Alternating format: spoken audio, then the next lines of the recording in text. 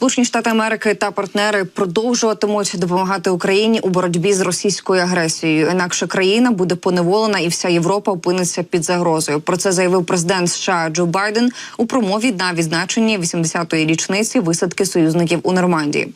Байден зазначив, що Росія за час вторгнення в Україну втратила 350 тисяч військових загиблими або пораненими. За його словами, зараз США разом з коаліцією з понад 50 країн допомагають і продовжуватимуть допомагати Україні. Ми не відступимо, інакше Україна буде поневолена. Її сусіди опиняться під загрозою. Вся Європа опиниться під загрозою. Ми не можемо цього допустити. У своїй промові Байден також неодноразово проводив паралелі між загарбницькими діями гітлерівської Німеччини та поточною агресією з боку Росії. Крім того, американський лідер наголосив на важливості співпраці США із союзниками по світу. Ізоляціонізм не був відповіддю 80 років тому, і не є відповіддю зараз, зазначив Байден. Якщо говорити про допомогу Україні від США, то варто зазначити і нагадати, що Сполучені Штати надають Україні найбільшу кількість військової допомоги. Водночас на початку цього року виникли затримки за постачанням зброї, оскільки Конгрес не міг протягом декількох місяців ухвалити фінансування для України. Навесні ж після ухвалення фінансування постачання допомоги поновилося. Тим часом у німецькому парламенті пролунали різні оцінки дозволу Берліна для Києва бити німецькою зброєю по цілях на території Росії. Про це повідомляє Tagesschau.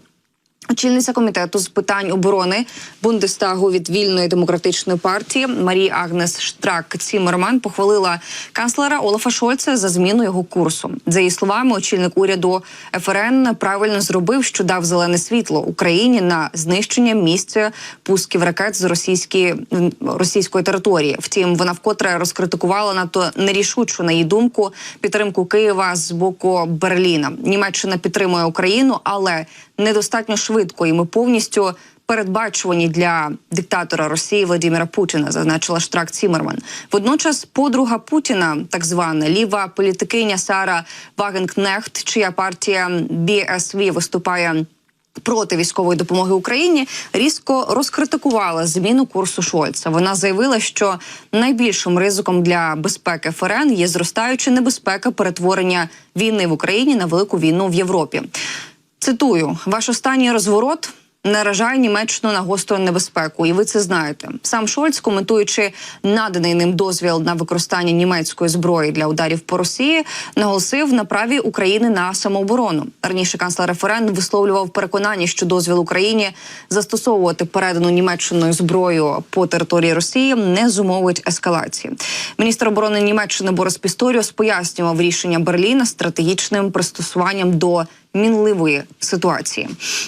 Німецький канцлер Олаф Шольц, якраз таки виступаючи перед депутатами Бундестагу, пояснив, чому дозволив Україні використовувати німецьку зброю для ударів по цілях на території Росії. Цитую, «Згідно з міжнародним правом, Україна має право захищатися від нападів на свою територію, свої міста і громадян.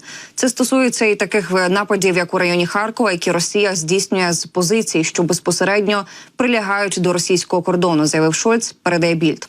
Після тривалих роздумів влада Німеччини дозволила Україні використовувати німецьку зброю для ударів по цілях на російській території. Примітно, що на це Берлін погодився після того, як на цей крок пішов Вашингтон. І канцлер Німеччини Олаф Шольц применшив очікування від мирного саміту, який відбудеться у Швейцарії всередині червня. При цьому він розповів про цілі зустрічі. Про це повідомляє з посиланням також на Tagesschau. Там не буде мирних переговорів. Ми все ще далекі від цього, поки Росія вірить, що зможе досягти своїх цілей на полі бою, заявив він. За словами канцлера, йдеться про залучення країн усього світу, щоб дати зрозуміти Москві, що міжнародне право і статут ООН діють. Він підкреслив, що Росія повинна вивести свої війська з України. Бундесвер має бути посилений, а Україна повинна отримати допомогу. Але в тому, що громадяни турбуються про мир, немає нічого наївного або непристойного. І Угорщина братиме участь у саміті миру у Швейцарії 15-16 червня. Країна буде представлена на заході на рівні міністра закордонних справ. Про це повідомляють з посиланням на заяву міністра закордонних справ Угорщини Петра Сіярто. Цитую: "Причина нашої участі в тому, що ми абсолютно на боці миру, а тому ми беремо участь у всіх заходах, де мир стоїть на порядку денному", сказав угорський міністр. Відповідаючи на запитання журналіста, він повідомив, що Угорщина буде представлена на конференції на рівні міністра закордонних справ. "Ми поважаємо мирні зусилля Швейцарії. Ми будемо брати участь на рівні міністра закордонних справ", додав він, також зазначивши, що говорити про мир завжди корисно.